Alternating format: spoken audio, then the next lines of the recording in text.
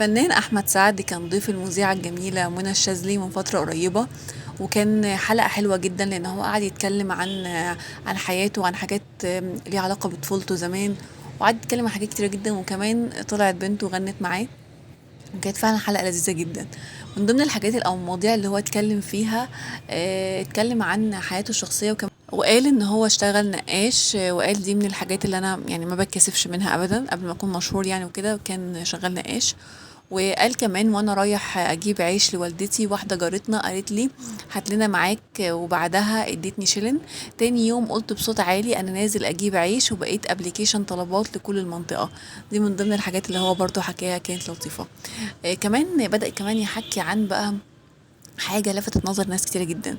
قال ايه، انا في فترة من فترات حياتي كان عندي، يعني رغم ان انا مشهور وعندي كل حاجة وعندي فلوس وعندي كل حاجة ممكن تخلي اي حد مبسوط، لكن رغم كده ما كنتش حاسس بالسعادة. يعني قال كان عندي فلوس وشخصية مشهورة، ولو عايز اسافر في اي مكان بسافر بمنتهى البساطه. قال نفس الجمله اللي هقولها دي، قال عندي كل حاجه ممكن تخلي اي حد مبسوط او سعيد، ولكن رغم كده انا ما كنتش مبسوط، فما كنتش فاهم فين السبب. يعني كنت عايزه اعرف ايه الحاجه اللي مخلياني مش مبسوط رغم اني عندي كل حاجه ممكن تبسط اي حد.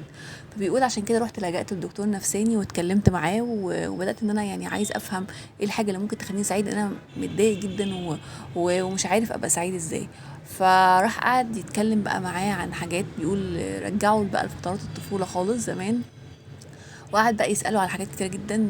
على حسب ما هو بيقول ان برضو من ضمن الحاجات اللي انا لفت نظري ليها الدكتور، ان انا زمان بيقول ان انا كنت الاخ الاصغر على حسب كلامه، فكانوا يعني اخواته دايما هم اللي بيخلوه يعمل كل حاجة، ينزل يجيب الطلبات، ينزل يعمل كذا كذا. فبيقول دي من ضمن الحاجات برضو اللي ممكن تكون اثرت شوية عليا، خلتني زي ما بيقول كده يعني حاسس ان انا ممكن اكون عندي عقده من الموضوع ده وانا صغير.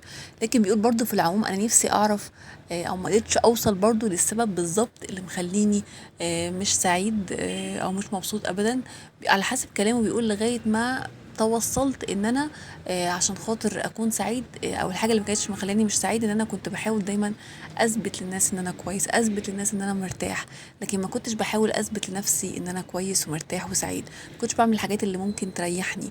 كنت دايما في حاله ان انا عايز، بيقول لما كنت بخش اي مكان كنت ببقى عايز الفت الانظار باي طريقه، كنت بقعد اهزر بصوت عالي، كنت بعمل اي حاجه مهم تخلي الناس كل اللي حواليا يبقوا ملتفتين ان انا موجود. فبيقول انا كنت دايما بحاول اثبت، يعني عايش حياتي كلها اثبت للناس ان انا شخص كويس، شخص دمه خفيف، شخص مش عارفه كذا. كل الحاجات دي كنت بحاول اثبتها للناس اكتر ما انا بثبتها لنفسي. وقعد يتكلم برضو عن بنوته لما طلعت بنته غنت معاه، وكانت وقالت ان انا من ضمن الانتقادات اللي بتوجه لوالدي دايما بشكل مستمر فكره اللبس بتاعه في الحفلات والحاجات دي كلها. وقالت الناس بتبقى مفكره ان انا بتضايق، بس انا مش بتضايق خالص. ليه بقى؟ قالت عشان خاطر انا ببقى مبسوطه ان الحاجات دي بتخليه يتحسن لاحسن، يعني بيبقى افضل، بيحاول يحسن نفسه دايما. هو دايما بتقول الحاجات اللي بتعجبني فيه كمان ان هو بيعتذر دايما لما يحس ان هو غلطان، ما بيكبرش، وبيعتذر للجمهور لو مثلا لبس ناس ما حبتوش.